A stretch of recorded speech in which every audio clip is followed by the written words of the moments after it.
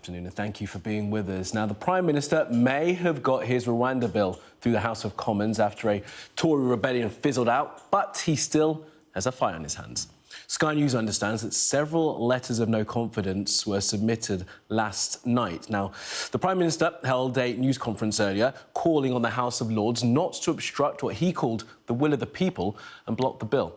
And this lunchtime, another setback for the government over its migration policies, with the Home Office being reprimanded by the UK Statistics Authority after it was accused of lying about clearing part of the asylum backlog. We'll have more on that in just a moment. But first, here's what the Prime Minister said in Downing Street earlier. We have a plan, and the plan is working. Last year was the first year the number of small boat arrivals went down.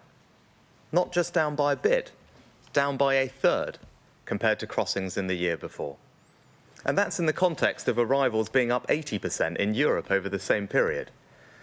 But to really solve this problem, we need a clear and effective deterrent so that people know that if they come here illegally, they will be detained and swiftly removed.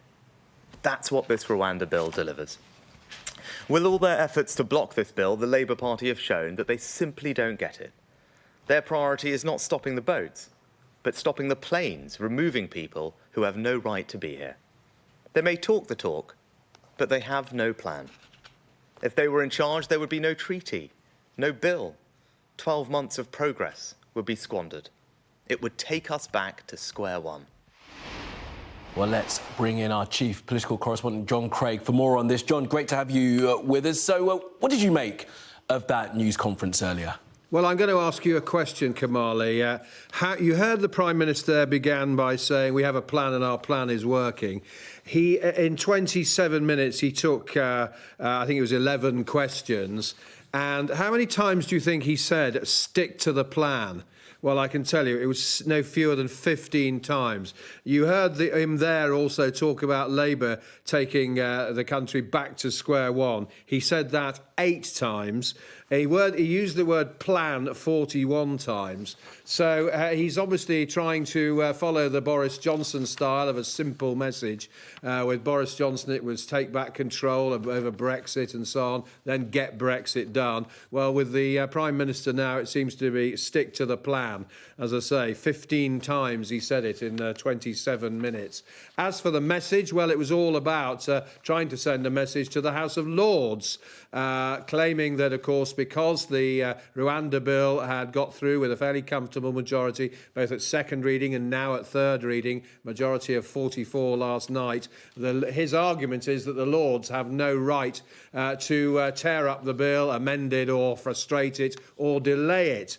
Now, already some peers have served notice that they do plan to make major changes to it. Alex Carlisle, Lord Carlisle, former Lib Dem MP, then became a terrorism advisor to the government, has said that some peers want to kill the bill. Yesterday, we had a warning shot from a House of Lords committee. Now, this is a committee called the International Agreements Committee. I have to say it's not one I'm familiar with at all. But they produced a report yesterday. The Rwanda Treaty should not be ratified until its safeguards have been implemented, says a Lords Committee ruled yesterday. As for the message to the House of Lords, this was the Prime Minister saying to the Lords, you've no right to change this bill.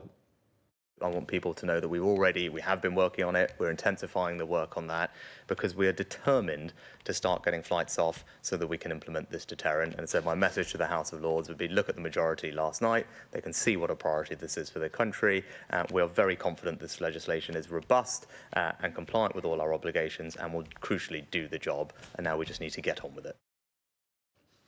So, a simple message from the PM. I must say that that news conference, which has been described by critics as banal and pointless and potentially backfiring because it might really antagonise some peers to become more obstructive.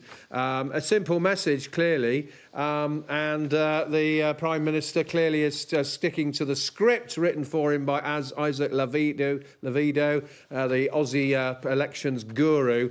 But I think if we're going to hear stick to the plan every time, about 15 or 16 times every time the Prime Minister speaks, I think we're going to get a bit weary of that slogan. Maybe, John, and the square one, back to square one, I think we're going to hear a lot of as well. And John, after that news conference that he gave, was there more trouble for the Home Office and for the government broadly as the Stats Authority admonished them for not being truthful? Well, this was a hit against the government by the Liberal Democrats and their Home Affairs spokesman, Alistair Carmichael. Now, he's received this letter from the UK Statistics Authority confirming his claim that, in fact, the government's claim to have delivered clearing a backlog of asylum claims was, in fact, false. The letter says that it's not surprising the government's claims have been greeted with scepticism. People may have been misled. This episode may affect public trust. A reasonable person would interpret what was said as having cleared the backlog. Well, that was not so. Twisting the facts, that's the claim being made by Mr. Carmichael. John, for now, more from you, of course, throughout the afternoon.